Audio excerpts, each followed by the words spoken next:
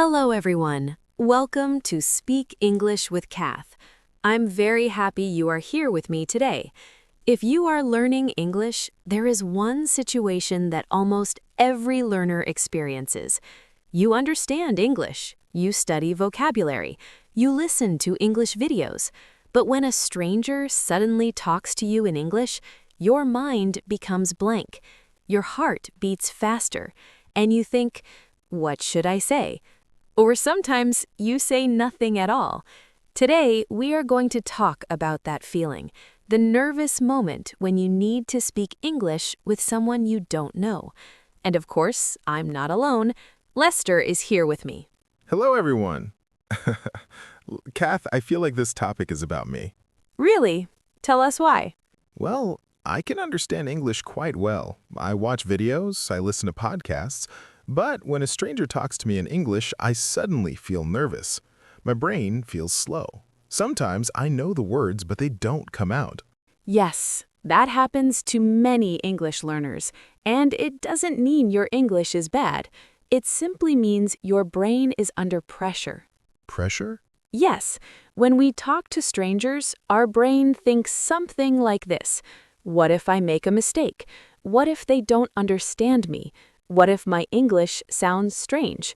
These thoughts create pressure, and pressure makes speaking harder. That is exactly how I feel. Sometimes I even avoid eye contact.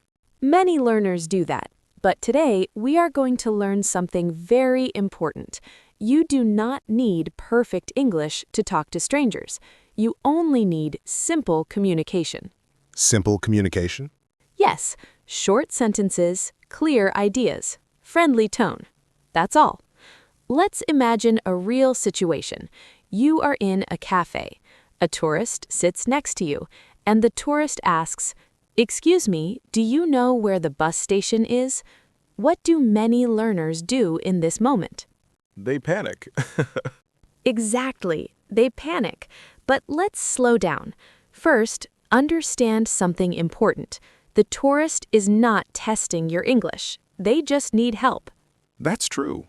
So instead of thinking about grammar, think about helping. For example, you can say, "It's near the market," or "You go straight, then turn left." Very simple. Oh, that's much easier than I thought. Yes, you don't need long sentences. Communication is about clarity, not perfection. I think many learners forget that. That's right. Now let's practice something small. I'm going to give you 3 simple phrases that can help you start a conversation with a stranger. Phrase number 1. Hi, how can I help you? This is friendly and natural. Phrase number 2. Sorry, can you say that again? This is very useful when someone speaks too fast. Phrase number 3. Let me think for a second. This sentence is powerful because it gives your brain time. Oh, I like that. Let me think for a second. That feels very natural. Yes, native speakers say this all the time. And remember something important. Pausing is normal. Silence for 1 second is not a problem. Really? Of course, conversations are not a race. You can take a moment to think. Now let's try a small role play. You are the learner, I am the stranger. Ready? Okay, I'll try. Hello, excuse me, do you speak English? Yes, a little. Great. Do you know a good restaurant near here? Let me think for a second.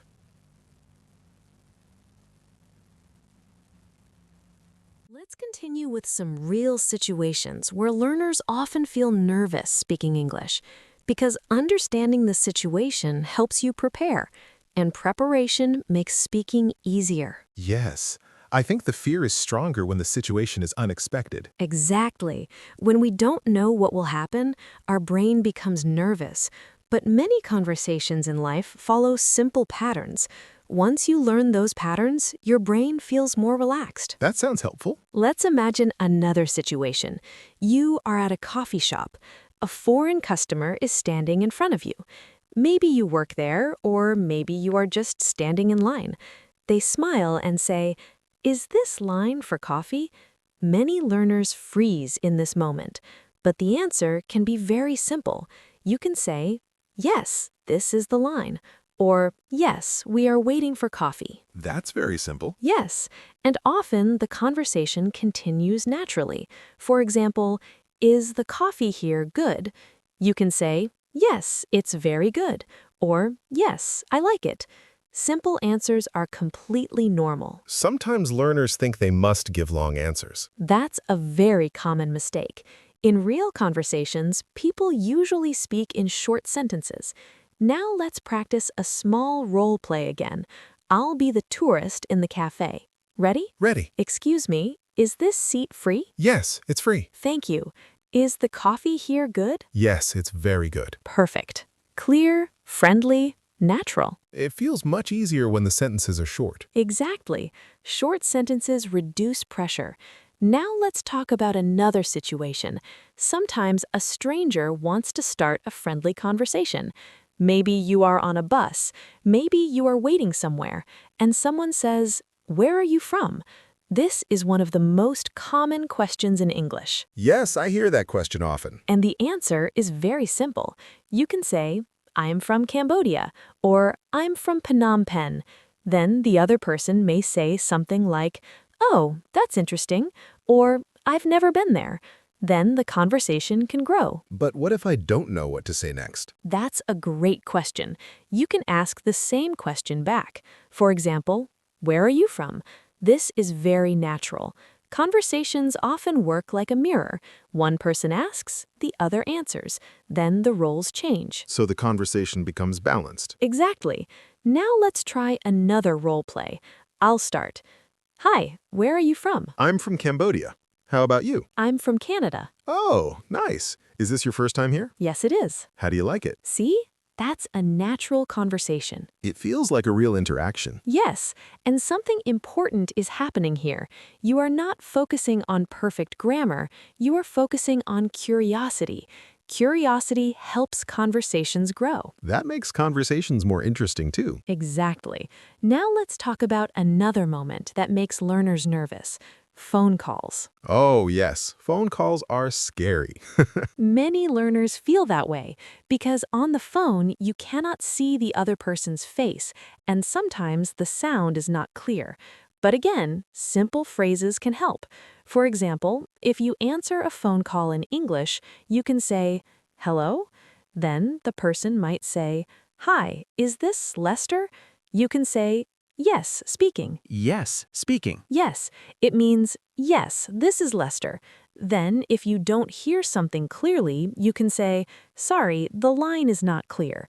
Or, "Could you repeat that, please?" Those sentences are very useful. Yes, they help you control the conversation. Now imagine another situation. You are meeting someone for the first time, maybe a new coworker, maybe a friend of a friend. They say, "Hi, nice to meet you." You can say, "Nice to meet you too." Then a simple follow-up question works well. For example, "How long have you been here?" Or, "Do you work here?" That helps continue the conversation. Yes, and the other person will answer. Then they might ask you a question. That's how conversations grow, step by step. Question and answer. I think many learners believe conversations must be very interesting. That's another good point. Most conversations are actually very simple. People talk about work, weather, food, travel, daily life. Small topics. So small talk is normal. Very normal. And small talk is a great way to practice English. Now let's talk about something emotional for a moment. Sometimes learners feel embarrassed when they make mistakes. Yes, that feeling is very strong. Maybe you say a sentence wrong, maybe you forget a word, and you suddenly feel shy. But I want you to remember something important. Mistakes are a natural part of speaking. Even native speakers make mistakes. That's true. Yes, the goal is not perfect English. The goal is communication. If the other person understands you, the conversation is successful. That changes the perspective. Yes, let's imagine a small mistake. Maybe you want to say, "I went to the market yesterday," but you accidentally say, "I go to market yesterday." Is the sentence perfect? No, but can people understand you? Yes. That's true. So, communication still works, and often people will not correct you. They will simply continue the conversation. That makes mistakes less scary. Exactly. Now let's practice something helpful. I call this the 3-second rule. When someone asks you a question in English, give yourself 3 seconds. 1, 2, 3. Take a breath, think of a simple answer, then speak. That sounds calming. Yes, rushing creates stress. Slowing down creates clarity. Now imagine this situation. You are at a hotel. A tourist asks you, "Do you know a good place to eat?" Using the 3-second rule, you breathe, think, then answer. You could say, "Yes, there is a good restaurant near the river," or "Yes, there is a local restaurant 2 streets away." Those answers are clear. Exactly. Now let's practice another short conversation. I'll ask a question. Ready? Ready. Hi, do you know where the nearest ATM is? Let me think for a second. Yes, there's an ATM near the supermarket. Great. Thank you very much. You're welcome. Perfect. Simple and polite. I noticed something interesting. What did you notice? When we use polite phrases like thank you and you're welcome, the conversation feels warmer. That's a beautiful observation. Politeness creates connection. Words like please, thank you, you're welcome, excuse me. These small phrases make conversations friendly. They also give us time to think. Exactly. They create small pauses in conversation, and those pauses help your brain. Now I want to talk about something many learners forget. Your tone of voice matters. Even if your English is simple, a warm tone makes communication easier. So, smiling helps too. Yes, a smile changes the energy of a conversation. It shows friendliness, and when people feel comfortable, they become more patient. That makes sense. So remember this simple formula: simple words, calm voice, friendly attitude. That combination creates confident communication. I like that formula. And in a moment, we're going to practice longer role-play conversations. These will help you imagine real situations and feel more prepared when speaking English in daily life. Now, let's spend some time practicing longer conversations, because practice helps your brain feel familiar with real situations. And when something feels familiar, it feels less scary. Yes, that's true. When we repeat something many times, it becomes easier. Exactly. So let's imagine a situation many learners experience. You are traveling. Maybe you are at a train station or a bus station, and you need to ask someone for help in English. This can feel stressful, but again, simple sentences are enough.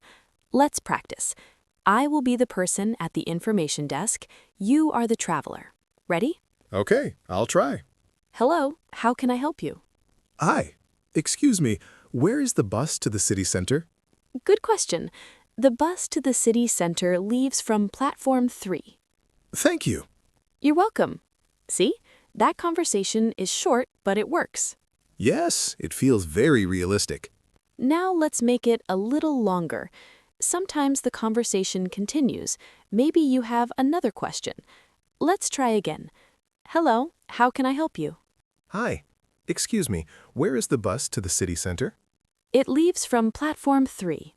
Okay, thank you. And how long does the trip take? About 20 minutes. Great, thank you very much. You're welcome. Have a nice trip. Thank you. Very good. Notice something important. The conversation grows step by step. One question, one answer, then another question. Yes, it feels natural. And this is how most conversations work in English. Now, let's imagine another common situation. You meet someone new at a social event, maybe a small gathering, maybe a meeting. You don't know many people there, so starting a conversation can feel difficult. But there are simple ways to begin. For example, you can say, "Hi, I don't think we've met before." Oh, that's a nice sentence. Yes, it's polite and natural. The other person might say, "You're right, I'm Alex." Then you can say, "I'm Lester. Nice to meet you." And then maybe ask a question. Exactly. Questions help the conversation continue. You could ask, "How do you know the host?" Or, is this your first time here? These questions are friendly and easy to answer. Let's try that conversation. Great idea. I'll start. Hi, I don't think we've met before. You're right. I'm Lester. Nice to meet you. I'm Cath. Nice to meet you too. How do you know the host? We work together. Oh, that's nice. See? That's a very natural conversation. Yes, it doesn't feel complicated. And that's the important lesson today. English conversations are usually simple. The difficulty often comes from fear, not from language. That's very true. Now, let's talk about something many learners worry about: accent. Yes, many learners feel shy about their accent. But accents are a natural part of language. Everyone has an accent. Even native English speakers have different accents. Some people speak with an American accent, some with a British accent, some with an Australian accent, and learners have their own accents too. That's completely normal. So, having an accent is not a problem. Not at all. The goal is not to erase your accent. The goal is to be understood. If people understand you, your communication is successful. That makes me feel more relaxed. Good, because confidence grows when we accept ourselves. Now, I want to share a small practice idea with everyone listening. If you want to feel more comfortable speaking English with strangers, try this small daily exercise. Every day, say at least one short sentence in English to someone, maybe at a cafe, maybe in a shop, maybe at work. Simple sentences like, "Thank you," "Have a nice day," "Excuse me." These small interactions help your brain feel comfortable using English in real life. That sounds like a good habit.